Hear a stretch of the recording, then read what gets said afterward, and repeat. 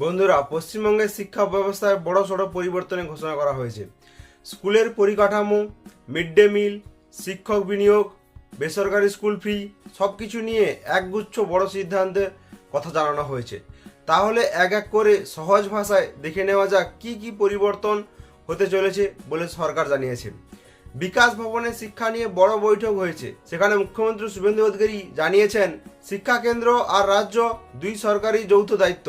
তার দাবি, আগের সরকারের সময় জাতীয় শিক্ষানীতি বা এনইপি নিয়ে মতভেদের কারণে কেন্দ্রের টাকা আটকে ছিল।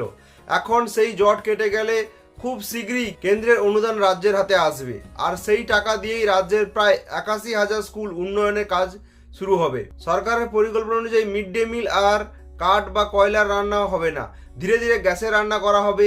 অনেক স্কুলে সৌরবিদ্যুৎ বা সোলার প্যানেল লাগানো হবে। সব স্কুলে পরিষ্কার টয়লেট আর নিরাপদ পানীয় জলের ব্যবস্থা থাকবে। ছাত্রছাত্রীরা যেন স্বাস্থ্যকর পরিবেশে ভালো থালায় খেতে পারে সেটাও নিশ্চিত করার কথা বলা হয়েছে। উত্তরবঙ্গে যেসব স্কুলে এখনো ফ্যান নেই সেখানে দ্রুত ফ্যান বসানো হবে। আর মেয়েদের জন্য স্কুল ও কলেজে স্যানিটারি ন্যাপকিন ভেন্ডিং মেশিন বসানোর পরিকল্পনা রয়েছে। আরও একটি বড় ঘোষণা হলো মিড ডে মিল নিয়ে।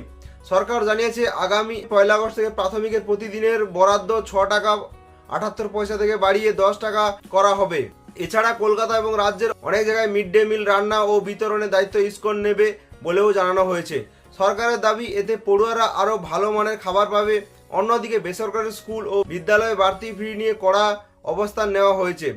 আগে পরিবর্তন হবে, নিয়ম মেনে চললে তবেই অনুমোদন নবীকরণ করা হবে। সরকারের বক্তব্য, শিক্ষা কোনো ব্যবসা হতে পারে না। সব মিলিয়ে সরকারের দাবি, স্কুলের পরিকাঠামো উন্নয়ন, স্বাস্থ্যকর মিড ডে মিল, দ্রুত শিক্ষক নিয়োগ, বেসরকারি প্রতিষ্ঠানের উপর নজরদারি এবং অভিভাবকদের আরও বেশি ভূমিকা। এই 5টি বিষয়ে সামনে রেখেই নতুন শিক্ষা ব্যবস্থা গড়ে তোলা হবে। এখন এই ঘোষণাগুলি বাস্তবে কত দ্রুত কার্যকর এবং সাধারণ মানুষ কতটা তার সুফল পান সেটাই দেখার বিষয়। এই বিষয়ে আপনাদের মতামত কি, কমেন্টে অবশ্যই জানাবেন। ভিডিওটি ভালো লাগলে লাইক, শেয়ার এবং ফলো করতে ভুলবেন না। ধন্যবাদ।